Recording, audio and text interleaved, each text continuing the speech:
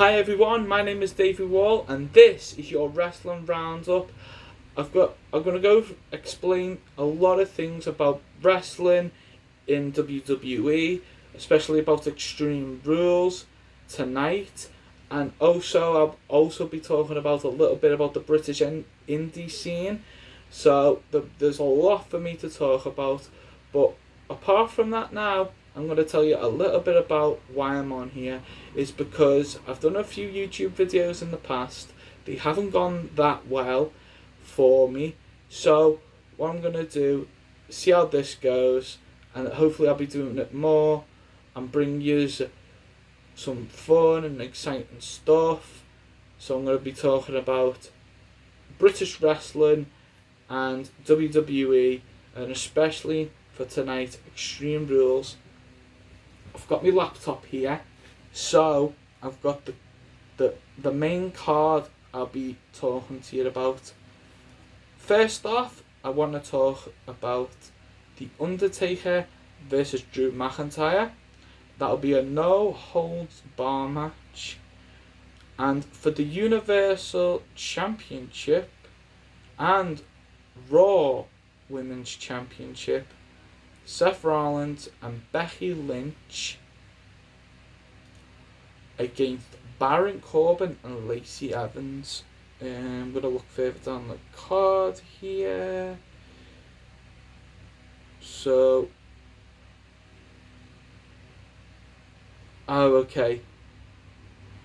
That's going to be a mixed tag team match. Don't know how that's going to be about. Just looking down the card, I've got laptop here. I'm just going through some stuff. So, yes, and the WWE champion Kofi Kingston will be defending his championship against Samoa Joe. And for the SmackDown Women's Champion, Bayley is going to be on a 2-on-1 handicap match into Alexa Bliss and Nikki Cross. And so that's going to be interesting. There's going to be the United States Champion Ricochet going to go 1-on-1 with AJ Styles. I'm not going to be talking about the pre-show because I don't know the card I don't know enough about the card to talk to you about it. I don't really watch NXT that much or 205 Live, so there's going to be more matches as well that they haven't mentioned on here, but I'm going to quickly list off a couple that's been on there already. So first one I want to talk about is obviously the Universal Championship match between Seth Rollins, Becky Lynch, taking on Baron Corbin and Lacey Evans. What I wanted to talk about is I'm not too sure because it's Extreme Rules. It's an Extreme Rules match. Sorry, I got something stuck in my eye. There we go. It's an Extreme Rules match, so I'm not too sure what's going to happen.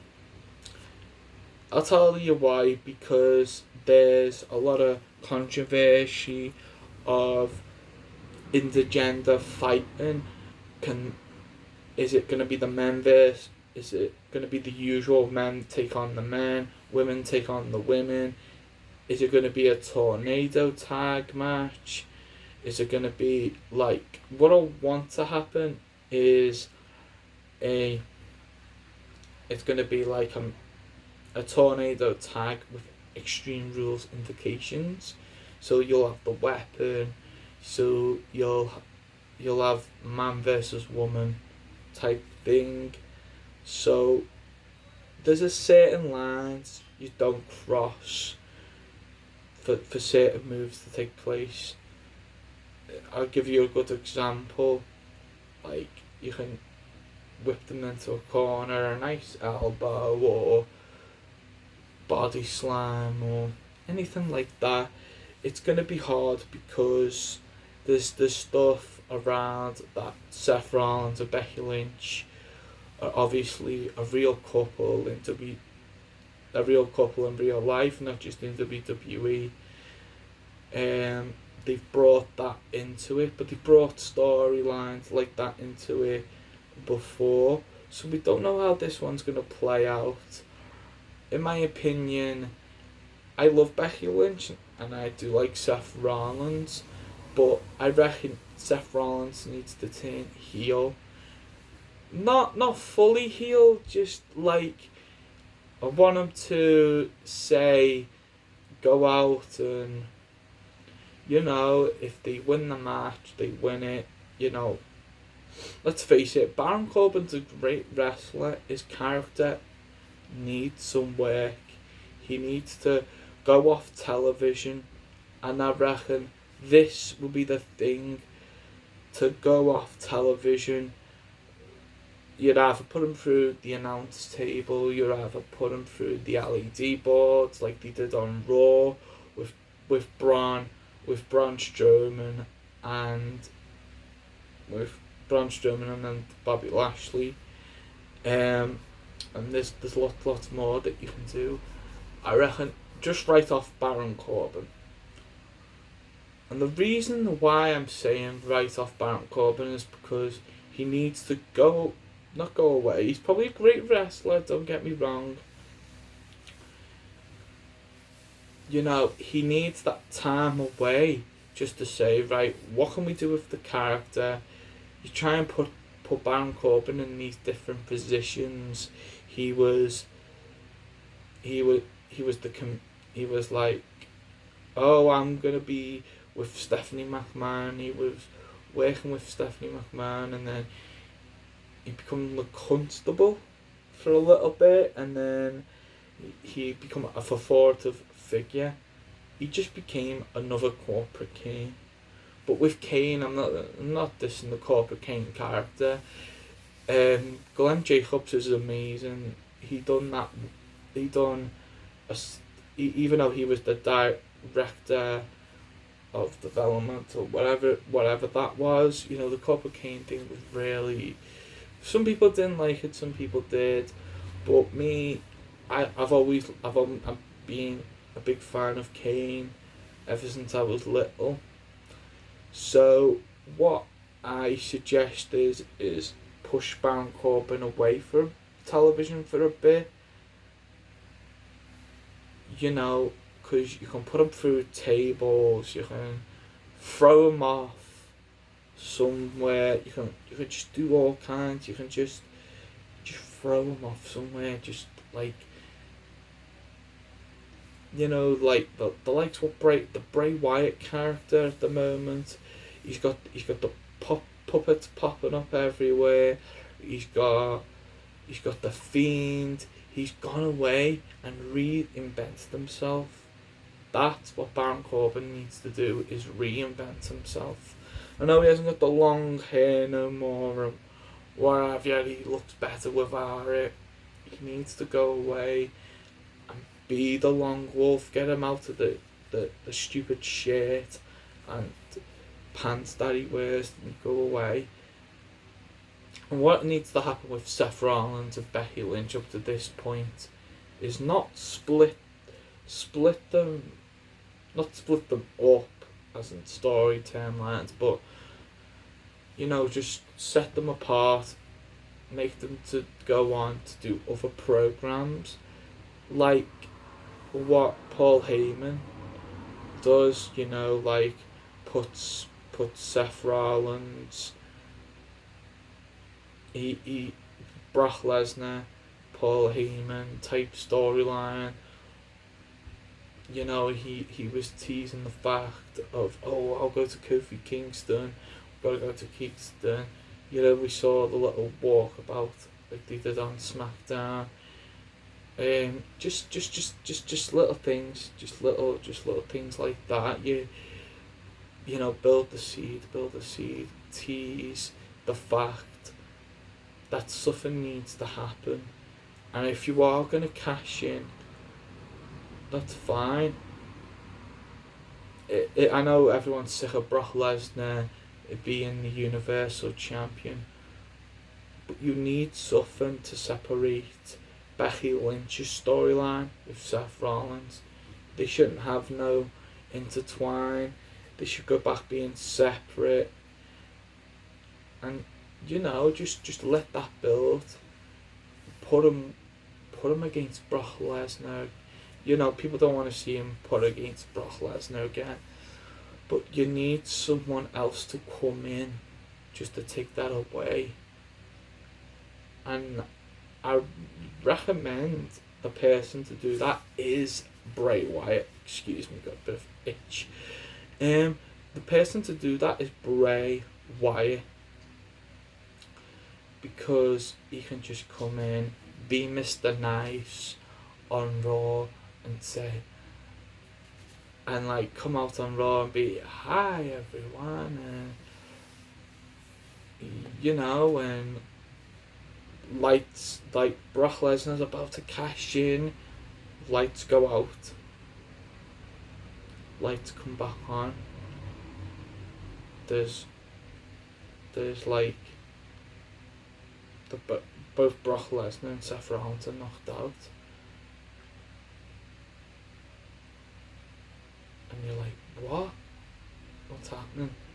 And all you pop up from the side are the puppets. Don't see nothing else. That's the only imagery you see is those puppets. That's what you've got to do. They'll go, what the hell? Was Bray Wyatt Bray Wyatt was behind this? Lights go on, lights go off, puppets are no longer there. Seth Rollins, Brock Lesnar's knocked down. Seth Rollins. So that puts a situation between Bray Wyatt, Seth Rollins, and Brock Lesnar. So, for Becky Lynch, you could continue with Lacey Evans for a little bit, because you can't really write her off television. They're not going to do that with her. I reckon put her in a tag team. You need to put Lacey Evans in a tag team. That's where you're going to write Lacey Evans out. She can't get out the Women's Championship. She's tried and she's tried. And this is where she'll need to find a protege to say, right, I need to be this woman who I need to be. But who would be that person? I don't know personally. This name come to me just then. It was Alicia Fox. I haven't know Alicia Fox can come out, because I don't know if she's still with the company or not. I've got to check on that.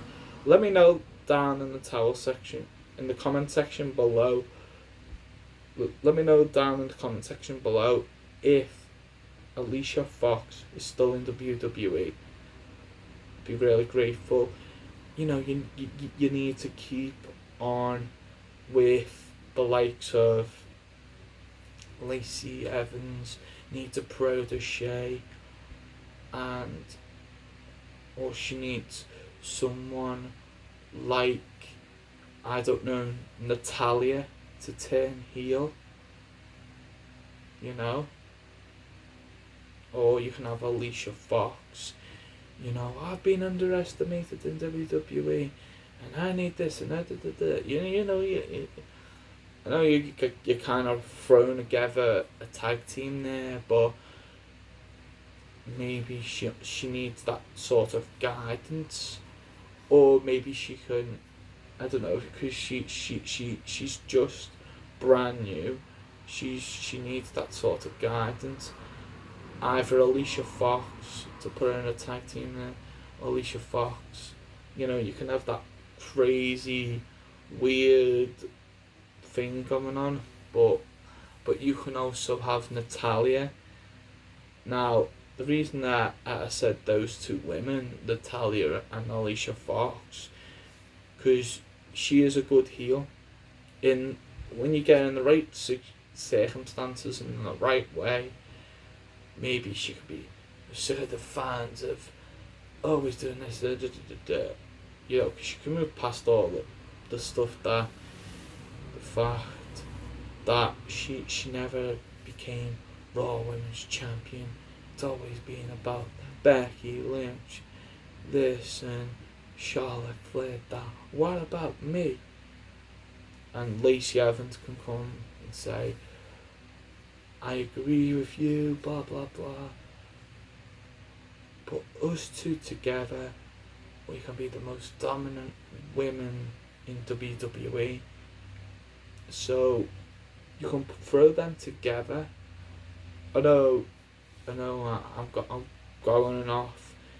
She needs someone with Natalia's experience, just to put her through the ropes and say, right, do this, do that, get it, act together, get a character together, even more better, bigger, better than ever. Put them as a tag team, so she can nurture her whilst in the tag team. They can go after the tag team division, so you'll have the likes of Lacey Evans and Natalya. You should have the Iconics, who are the champions.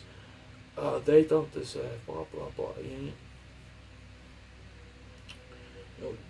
You can either keep her heel or turn a baby face and say, there's different directions you can go. I'm just trying to give her something to do after the fact in the story that she will not become women's champion. She'll need to find a producer. She'll need to she'll have to have someone else, so she needs someone to work off from, even if it's just a short time deal. It doesn't have to be a long time deal. Alright, we've spoken, that's, I'll move swiftly quick on, and we'll talk about The Undertaker and Roman Reigns versus Drew McIntyre and Shane McMahon. No holds barred. You've got 2 tag team matches there. I've just explained the first tag team match is the Universal title. This is more like, this all come about because Roman Reigns punched Vince McMahon,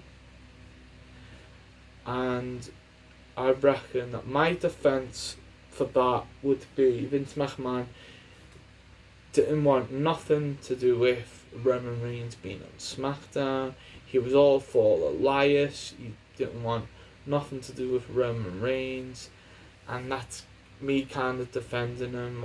That's why he punched him, but he's got his own explanation on it. But the thing is, that's my justice. That's how this whole thing come about. This Shane McMahon, best in the world character. I didn't mind it at first because it was a different Shane. It's a different, we've seen Shane as a heel, but he's always been the coward. He still is that coward, but he can wrestle, man. He can take his own. You know what I mean? He can go with the best of them, but he's like this arrogant, big-headed. My daddy's a national treasure. He's the best ever. I love him. Blah blah blah. And it's like, yeah, okay, we know that. He should be just for backstage. That's all he should do, is backstage. What needs to happen, or what wants to happen? You can take Shane out the match obliterate him, annihilate him, have a spear through the barricades, put him through a table, whatever they need to do to take Shane McMahon out of the storyline, because he's been like, they're pushing Shane McMahon. He doesn't need a push. He doesn't need a push whatsoever. I reckon there's unfinished business between him and The Miz, where Shane does not Drew McIntyre and Shane McMahon do not lose, but he gets that annihilated. I know that won't be a popular decision. You can tell me all about it in the comments, but the thing is, the way I see it, he needs to move on from this. And if it's Roman Reigns to pin him, but the thing is, he's got unfinished business with The Miz. And I reckon if they win, The Miz can come down, attack him from behind, really pound on him, and screw him out the match. And if you want, set up this little Easter egg. Kevin Owens, as Miz is pounding on Kevin Owens, you can have Drew McIntyre Claymore kick The Miz, and then Miz is down and it's Drew McIntyre and Shane getting beat up. You can send out Kevin Owens.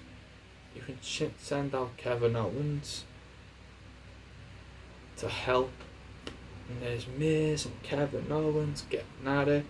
They're not a real tag team. You can put them together in the storyline. Shane McMahon has unfinished business. Kevin Owens is sick of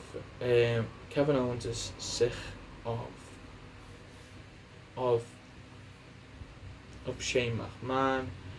You can throw that in and let it I want it to all come to end at SummerSlam.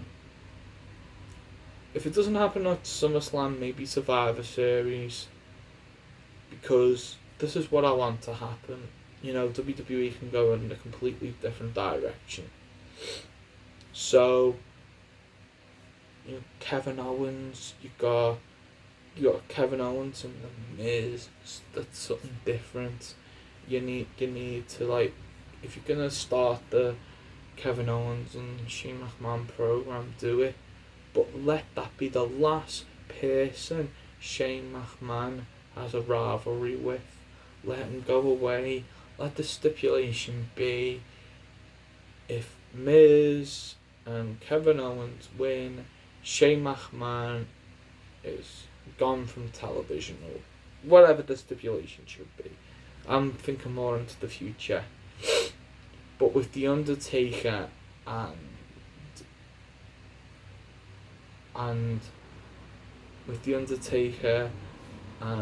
Roman Reigns, you can have them. They're not going to be hurt by the storyline whatsoever. You know what WWE is gonna do. They're gonna have the heroes on top, yay! But to still if you're gonna go in that direction, this is when that direction comes out, where Drew McIntyre and Shane McMahon have lost. They're angry, so they're gonna pummel Undertaker and Roman Reigns. That's when you get The Miz and Kevin Owens out. You can go in that direction as well. You could still set that match.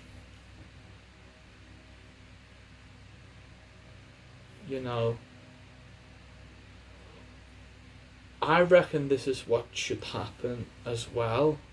Another thing you can have happen is the Miz go after Shane in a different direction, go after Elias, go after Drew McIntyre, go after the Revival.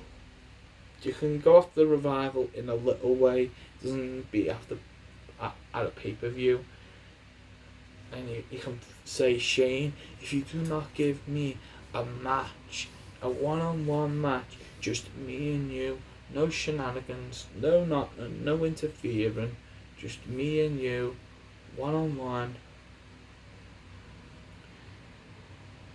and demand this match. I want closure.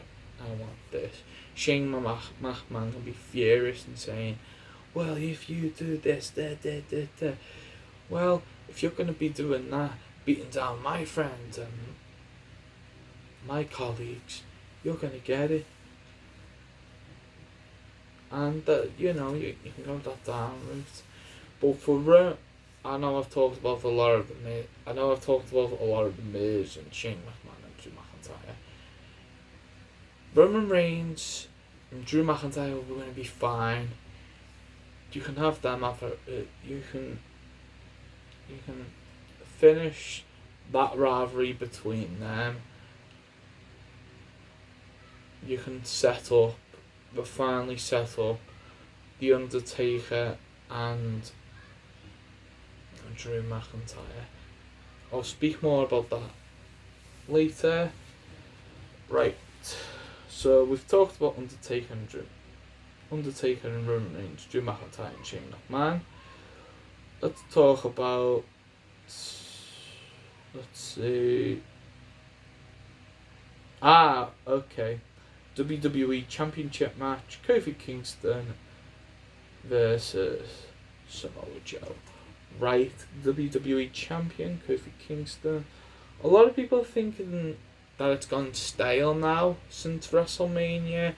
I was there at WrestleMania when Kofi Kingston won the WWE Championship. It was one of the greatest matches on the card, believe it or not. It's the writers in WWE. They need to spice things up with the WWE Championship. They need to go a direction. Oh, he's gonna lose. Oh my God, he's getting a comeback. He's gonna come back. Oh, he's gonna lose. And then you gotta have that intense things where he might lose. Oh, and he wins. Yeah, you gotta make it feel like it means something. That championship means something. Alright, a crown jewel is a bit controversial with the match between Dolph Ziggler and Kofi Kingston. But that's what that match was just a build for the next match for them. For the steel cage. That's all that did. That you've got Dolph Ziggler, who might become another Shane McMahon lackey, but I won't go into too much about that.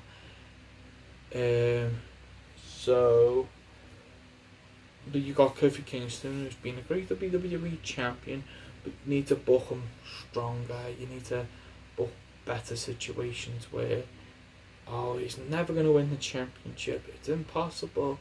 Oh no. And oh my God, he's coming back. He's getting back. You build it. Then you knock it down a notch and you're like, oh, I don't think he's going to do it. You knock it down a notch again and again. And then you build it. No, knock it down. You see what I'm doing here? I know I'm just you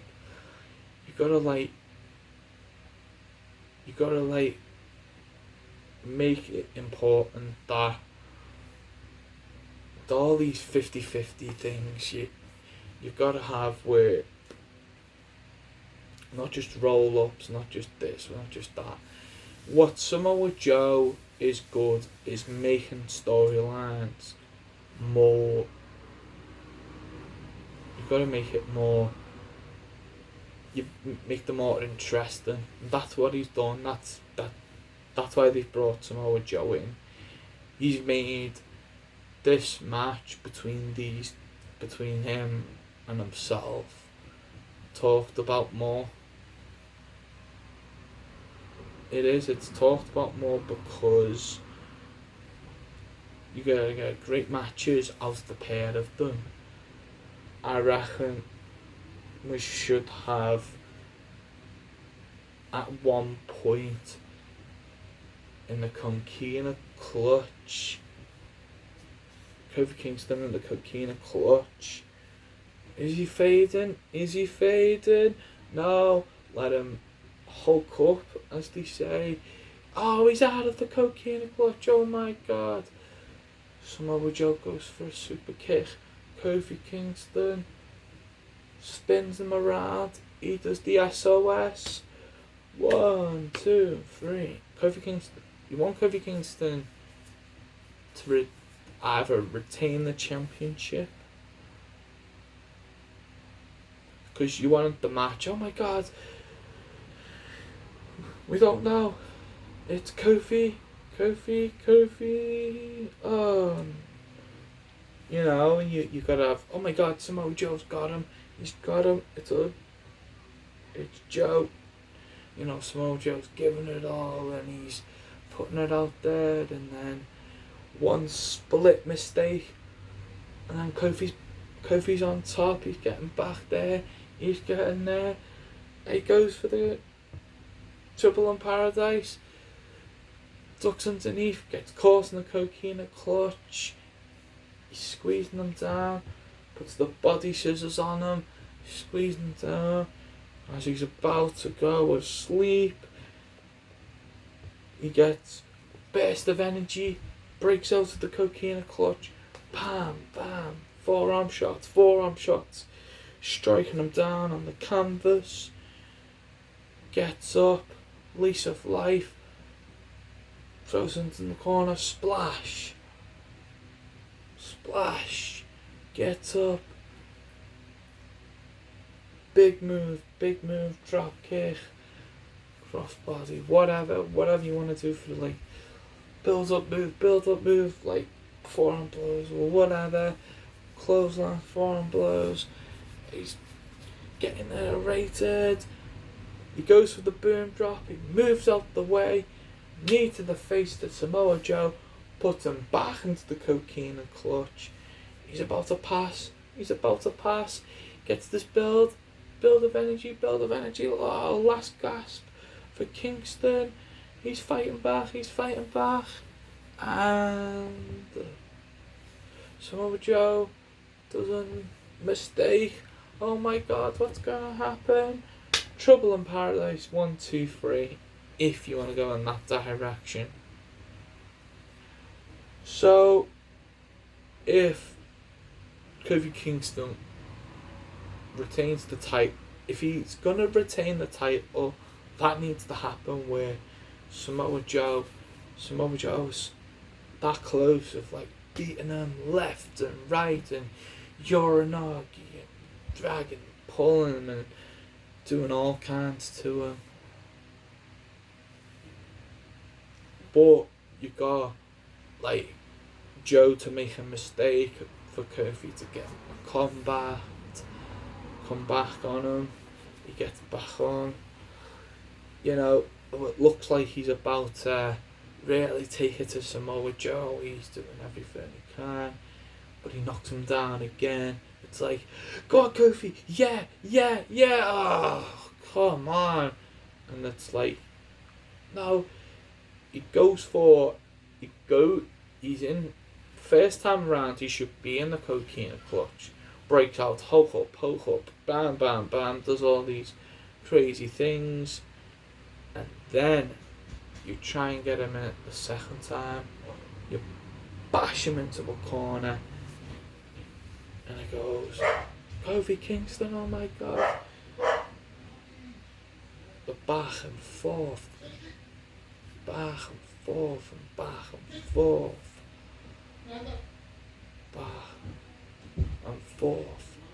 Smashing, grinding and pounding. I'm like, oh my god. Is you gotta build like first off them like 5-10 minutes. 5 minutes into the match, you got Samoa Joe beating him up. A little comeback for Kofi. Yeah. Knocks him down again. You're building it. He's throwing left and right. Uranagi after Uranagi. This is the story. You try and get him into the coquina clutch earlier on. He slips out. They battle great. And I reckon eventually gets him in the coquina clutch.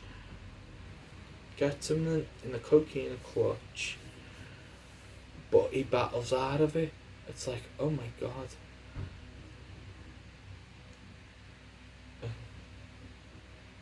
He's battling Samoa Joe, he goes back. Joe makes a mistake, goes for the Trouble in Paradise. He ducks underneath, gets him, attempt to put him back into the coquina clutch, twisters him all around. SOS. 1, 2, 3. No, he goes into the. No. You don't want 1, 2, 3. He goes into the SOS. 1, 2. Samoa Joe kicks out. Yeah, generate. Knocks him down. He's gone for the boom drop. Misses. Samoa Joe snakes in. Goes for the coquina clutch again. As he's about to put him on it, he reverses it. They fight. It's Joe, it's Kofi, it's Joe. You can have the ooh yeah, until eventually Samoa Joe goes for a Uranagi. He turns it into a DDT because he flips out of it and DDTs him. And then Samoa Joe is stunned, gets to his feet. Trouble in Paradise, 1, 2, 3.